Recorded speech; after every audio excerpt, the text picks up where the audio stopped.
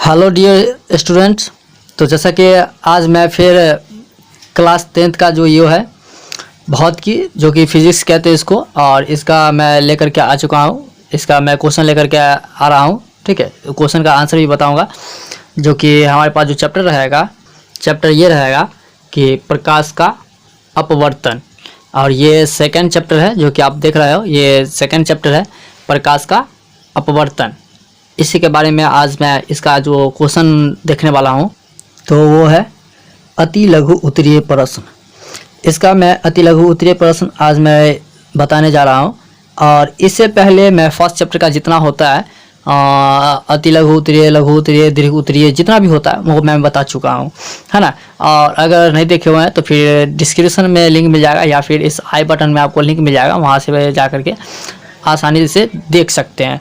तो चलिए हम देख लेते हैं कि ये फर्स्ट नंबर क्वेश्चन है। तो हम आते हैं अपने कॉपी पे। ओके, तो जैसा कि हम आ चुके हैं अपने कॉपी पे, जो देख रहे हैं अति लघु उत्तरीय प्रश्न। ओके, और इसका फर्स्ट नंबर क्वेश्चन है कि जब प्रकाश एक माध्यम से दूसरे माध्यम में प्रवेश करता है तब प्रकाश की दिशा में परिवर्तन को क्या कहते हैं। तो इसका जो उत्तर होगा प्रकाश का अपवर्तन होगा। क्या होगा? प्रकाश का अपवर्तन हो जाएगा। उसके बाद जो है सेकंड नंबर क्वेश्चन देख लीजिए कि सेकंड नंबर क्वेश्चन में क्या बोल रहा है। सेकंड नंबर क्वेश्चन में बोल रहा है कि जब प्रकाश की किरण विरल माध्यम यानी कि हवा माध्यम से साधन माध्यम यानी सघन माध्यम यानी कि कांच यानी शीशे में जाती है तब वह अभिलंब की ओर मुड़ती है या फिर अभिलंब से दूर मुड़ती है। क्या होगा?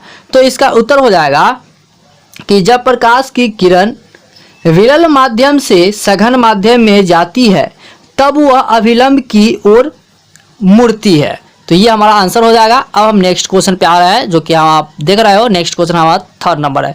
थर्ड नंबर में बोल रहा है कि जब प्रकाश की एक किरण माध्यम 1 से माध्यम 2 में जाती है तब वह अभिलंब से दूर मुड़ती जाती है या फिर मुड़ जाती है।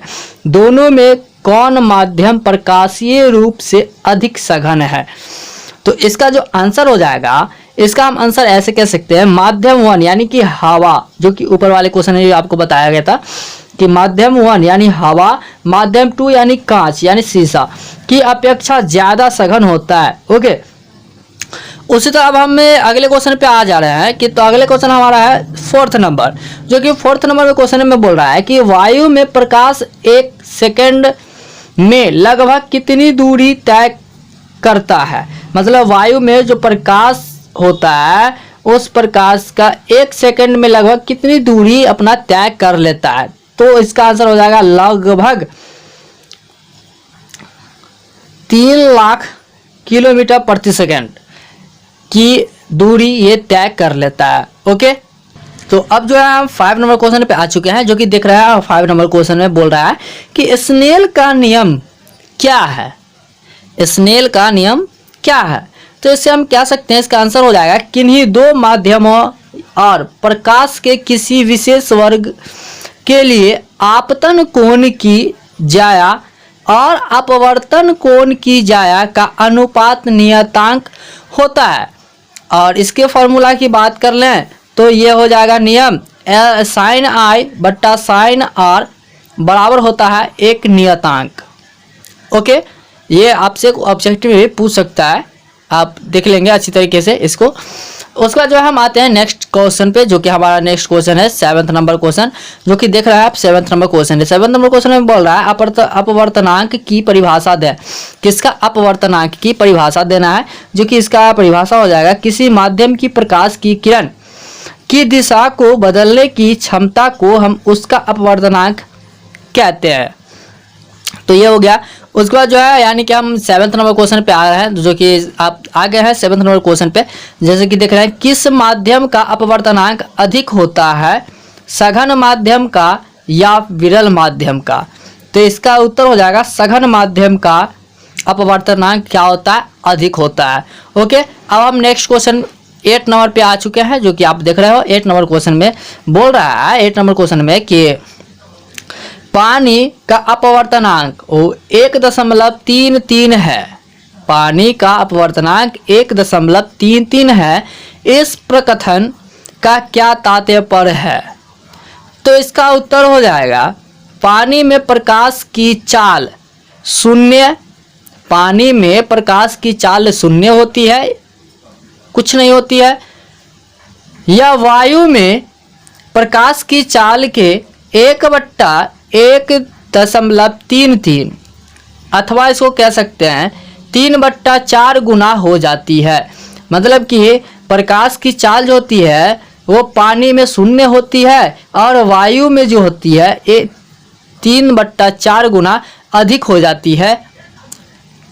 ओके, तो अब हम आ चुके हैं अगले 9 नंबर क्वेश्चन पे, जो कि बोल रहा है पार्श्विक विस्थापन से आप क्या समझते हैं? पार्श्विक विस्थापन से आप क्या समझते हैं? तो इसका उत्तर हो जाएगा कांच की सिल्ली से प्रकाश के अपवर्तन में आपतित किरण और निर्गत किरण के बीच की लंबवत दूरी को पार्श्विक विस्थापन कहते हैं।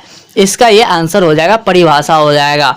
अब हम 10 नंबर क्वेश्चन पे आ जाते हैं, जो कि आप देख पा रहे हैं कि 10 नंबर क्वेश्चन ऑल दिखा देते हैं। ओके, तो ये 10 नंबर क्वेश्चन हो चुका है। 10 नंबर क्वेश्चन में देख लीजिए कि नीचे दिए गए चित्रों को, यानी कि इस चित्रों को ध्यान से देखें, उनके नीचे दिए गए प्रश्नों के उत्तर लिखें।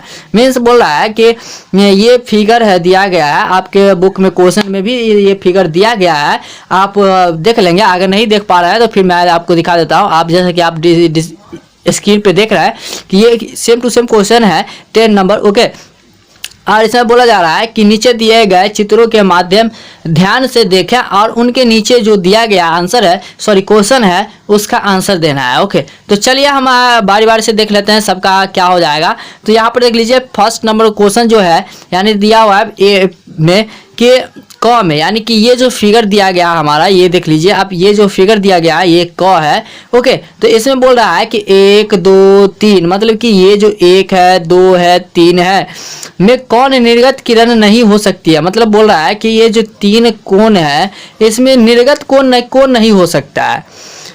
तो इसका उत्तर हो जाएगा 3 कोण जो है यानी निर्गत नहीं होगा, यानी ये तीसरा कोण जो है वो निर्गत नहीं होगा।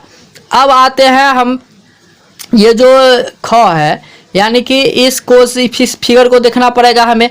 तो मैं क्या करा है ख, यानी कि ये फिगर में बोल रहा है कि आई का मान कितना होगा, यानी कि यहाँ पे आप देख रहे हो यहाँ पे आई है, ये आई का मान हमें बताना है कि कितना है। तो यहाँ पे जब आप समझ जाओ कि यहाँ पे जब ये ऊपर नीचे दोनों सेम कोण बनाएगा, तो यहाँ पे जब 60 डिग्री का कोण बना तो यहाँ पे भी 60 डिग्री का कोण बनेगा ना, तो इसलिए इसका आंसर क्या हो जाएगा 60 डिग्री। उसके बाद जो है सी नंबर में हम आते हैं, जैसा कि आप देख रहे हो कि सी नंबर में है कि सी में सिल्ली से होकर गुजरने वाली किरण का पथ दर्शाएं। तो इसका हो जाएगा कि सिल्ली से होकर गुजरने वाली किरण पथ सीधी होती है, किरण के पथ को इस रेखा चित्र द्वारा दर्शाया गया है। ओके, तो अब हम आ गए हैं 11 नंबर क्वेश्चन पे, जो कि आप देख रहे हो कि लेंस कितने प्रकार के होते हैं। लेंस जो होता है वो कितने प्रकार के होते हैं? तो ये 2 प्रकार के होते हैं, एक उत्तल होता है, एक अवतल होता है। कितने प्रकार के होते हैं? 2 प्रकार के होते हैं, उत्तल और अवतल होते हैं। उसका जो 12 नंबर क्वेश्चन है कि लेंस के मुख्य अक्ष की परिभाषा दें। लेंस के मुख्य अक्ष की परिभाषा दें, तो इसका उत्तर हो जाएगा किसी लेंस का मुख्य अक्ष उसकी सतहों के वक्रता केंद्रों को मिलाने वाली रेखा होती है, और यही इसका परिभाषा हो जाएगा। उसके बाद जो है हमारा जो नेक्स्ट क्वेश्चन है, जो कि आप देख रहे हो कि नेक्स्ट क्वेश्चन हमारा क्या है, 13 नंबर है, पतला लेंस क्या है?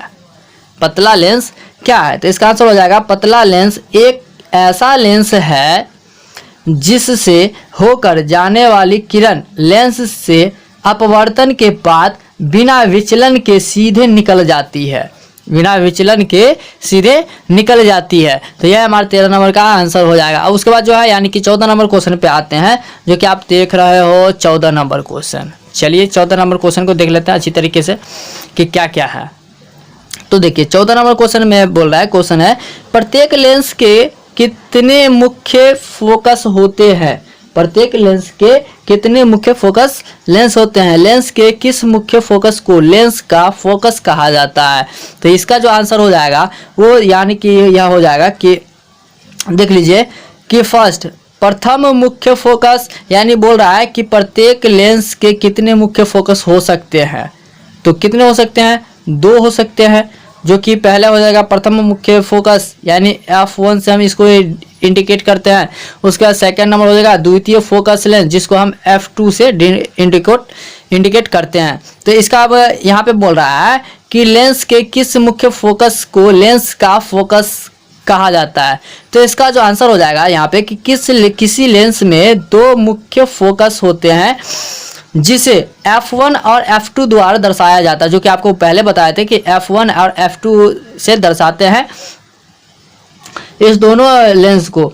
तो यहाँ पे हो जाएगा कि अतः लेंस के प्रथम मुख्य फोकस F1 को अवतल लेंस का फोकस कहा जाता है, और लेंस के द्वितीय मुख्य फोकस F2 को उत्तल लेंस का फोकस कहा जाता है। मतलब कि हम इसे कह सकते हैं कि क्या कह सकते हैं, ये जो F1 है ना, ये F1 को हम अवतल लेंस कह सकते हैं। क्या कह सकते हैं, अवतल लेंस कहते हैं, और F2 को जो है हम उत्तल लेंस कह सकते हैं। ओके, तो यहाँ तक का डाउट आप लोग का क्लियर है, एनी डाउट, कोई डाउट नहीं होना चाहिए। ओके, तो अब हम अगले क्वेश्चन पे आ चुके हैं, जो कि अगला क्वेश्चन हमारा क्या 15 नंबर क्वेश्चन है। 15 नंबर क्वेश्चन में बोल रहा है कि उत्तल लेंस के सामने किसी वस्तु को कहाँ रखने पर उसके आकार के बराबर के आकार का वास्तविक प्रतिबिंब बनता है।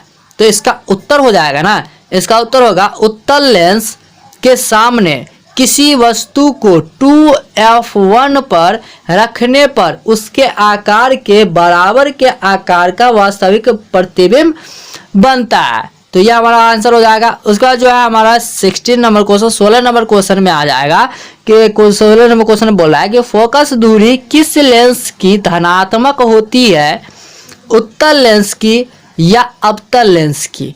है बोला जा रहा है कि फोकस दूरी जो है किस लेंस का धनात्मक होता है, अवतल लेंस या फिर उत्तल लेंस। ठीक है, तो इसका जो आंसर हो जाएगा वो हो जाएगा उत्तल लेंस की। किसकी, उत्तल लेंस की क्या हो जाएगा, धनात्मक होती है लेंस की। ओके, उसके बाद जो है यानी कि 17 नंबर क्वेश्चन 17 नंबर क्वेश्चन में बोल रहा है कि जिस माध्यम का अपवर्तनांक कम होता है उसमें प्रकाश की चाल कम होता है या फिर अधिक होता है।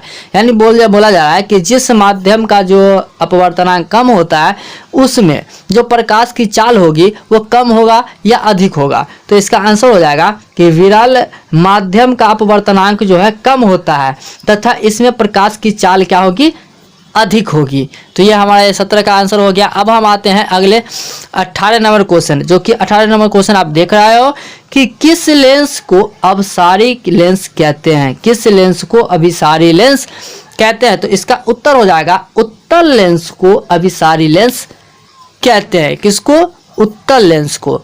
तो अब हम अगले क्वेश्चन यानी 19 नंबर क्वेश्चन पे आ चुके हैं कि यदि कोई वस्तु उत्तल लेंस से बहुत ही दूर पर हो तो वस्तु का प्रतिबिंब कहाँ बनेगा। मतलब बोला जा रहा है कि यदि कोई वस्तु उत्तल लेंस से बहुत दूर हो तो उसका वस्तु का जो प्रतिबिंब बनेगा वो कहाँ बनेगा। तो इसका उत्तर हो जाएगा कि मुख्य फोकस पर बनेगा उस वस्तु का प्रतिबिंब। ओके, तो अब हम आ चुके हैं 20 नंबर क्वेश्चन पे, जो कि 20 नंबर क्वेश्चन में बोल रहा है कि कौन सा लेंस वास्तविक और आभासी दोनों प्रकार का प्रतिबिंब बनता है।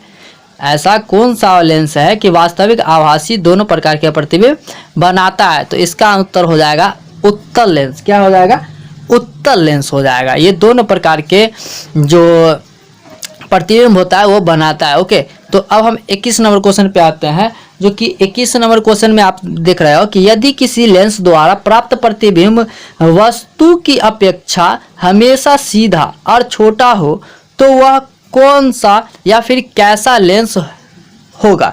तो इसका उत्तर हो जाएगा अवतल लेंस। क्या होगा, अवतल लेंस होगा। ओके, उसके बाद जो है यानी कि हम अगले 22 नंबर क्वेश्चन पे आ रहा है कि 22 नंबर क्वेश्चन में बोल रहा है कि उत्तल लेंस द्वारा किसी वस्तु का आवर्धित एवं आभासी प्रतिबिंब कब बनता है।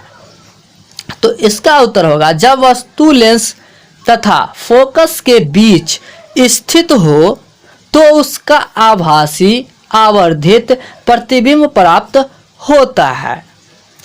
अब हम अगले क्वेश्चन 23 नंबर पे आते हैं। जो कि 23 नंबर क्वेश्चन में आप देख रहे हो कि क्या है, किसी उत्तल लेंस के सामने एक पिन को कहाँ रखने पर उसका प्रतिबिंब अनंत पर बनेगा। यानी हमें बोला है कि कोई किसी भी उत्तल लेंस के सामने एक पिन को कहाँ पे रखेंगे कि उसका प्रतिबिंब जो है अनंत पर बनेगा। तो इसका उत्तर होगा कि उत्तल लेंस के सामने एक पिन को F2 पर रखने पर उसका प्रतिबिंब अनंत पर बनेगा।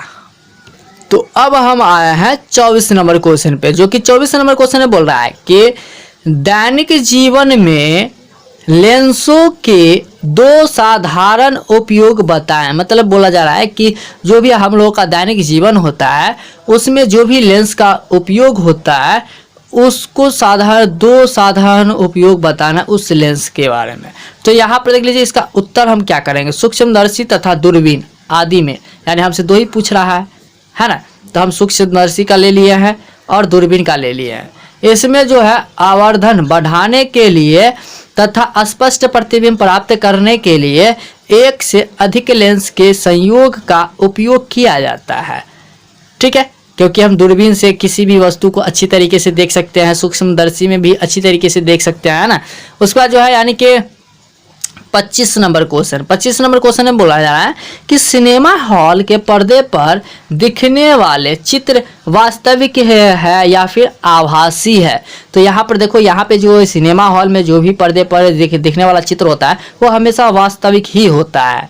क्या होता है, वास्तविक ही होता है। यहाँ पे क्या होता है कि क्योंकि वो इसलिए होता है कि पर्दे पर सिर्फ और सिर्फ वास्तविक प्रतिबिंब को ही उतारा जाता है, काल्पनिक प्रतिबिंब को नहीं उतारा जाता है। ओके, तो अब हम आ चुके हैं अपने अगले क्वेश्चन 26 नंबर पे, जो कि 26 नंबर बोल रहा है कि किसी उत्तल लेंस द्वारा वस्तु का आभासी एवं आवर्धित प्रतिबिंब बनाने हेतु वस्तु की स्थिति कहाँ होनी चाहिए।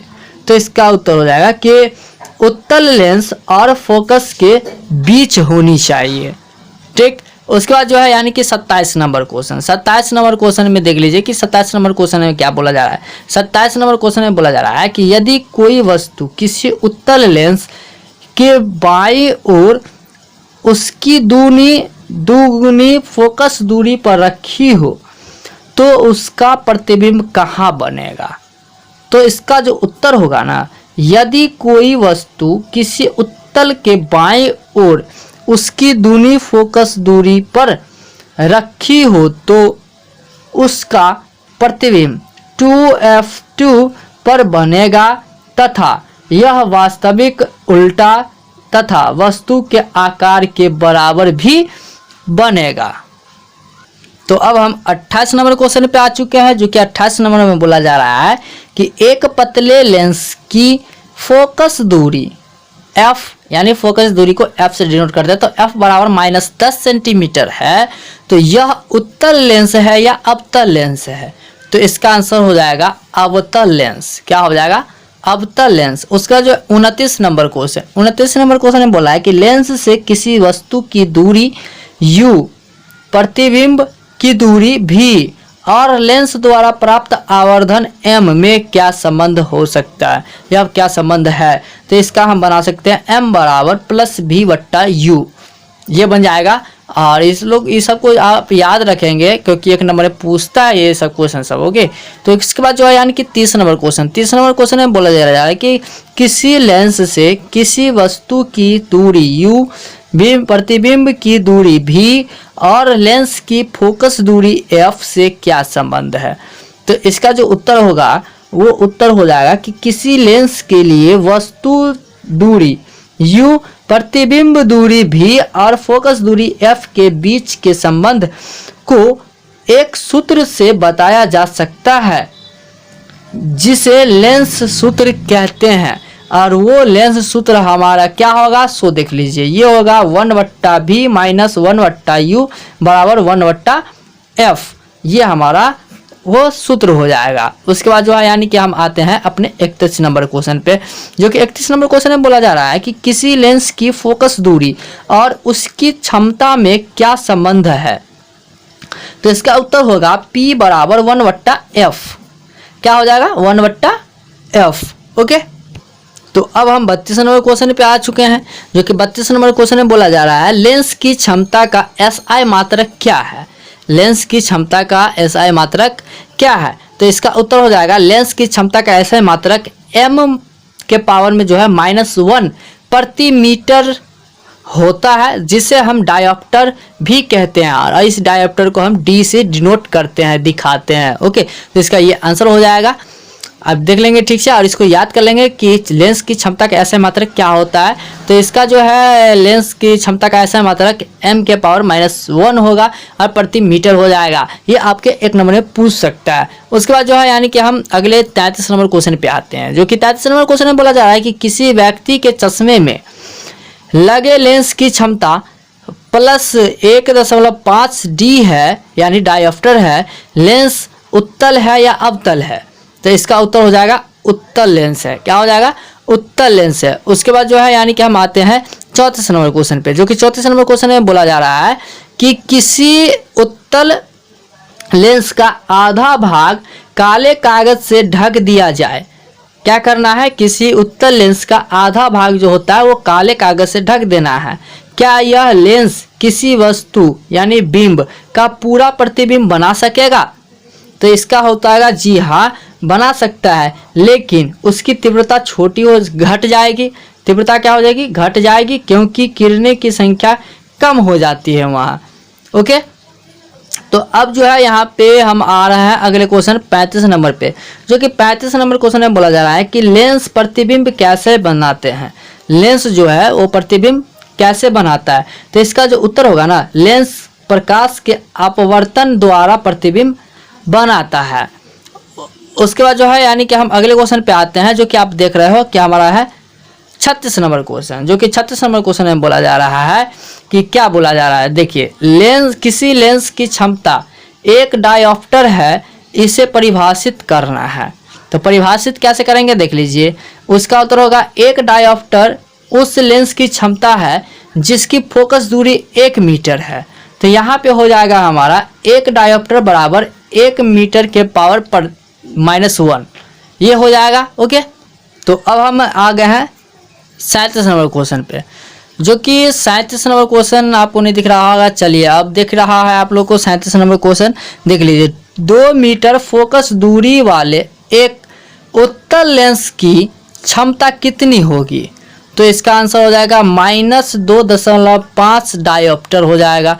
उसका जो है 38 नंबर क्वेश्चन, 38 नंबर क्वेश्चन में बोला जा रहा है कि 2 मीटर फोकस दूरी वाले एक उत्तल लेंस की क्षमता कितनी होगी, तो इसका उत्तर हो जाएगा +0.5 डायोप्टर, ये इसका उत्तर हो जाएगा। उसका जो है हम आते हैं अगले क्वेश्चन पे, जो कि एंड लास्ट क्वेश्चन है 39 नंबर।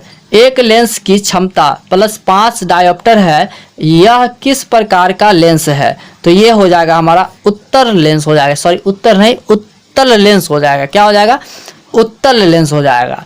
तो आई होप कि आपको ये वीडियो पसंद आया होगा, और पसंद आया तो प्लीज़ इस वीडियो को लाइक कर दीजिए, क्योंकि इस लाइक से ही आप हमारा जो है मोटिवेट होते हैं और हम लोग वीडियो बना करके लाते हैं, है ना। तो पसंद आया होगा तो प्लीज़ इस वीडियो को लाइक कर ही दीजिए, और जिन्हें इस वीडियो की ज़रूरत है उसे शेयर भी कर दीजिए, उनको दे भी दीजिए ये वीडियो। ओके, आपके लिए ज़्यादा बहुत बेटर अच्छा रहेगा।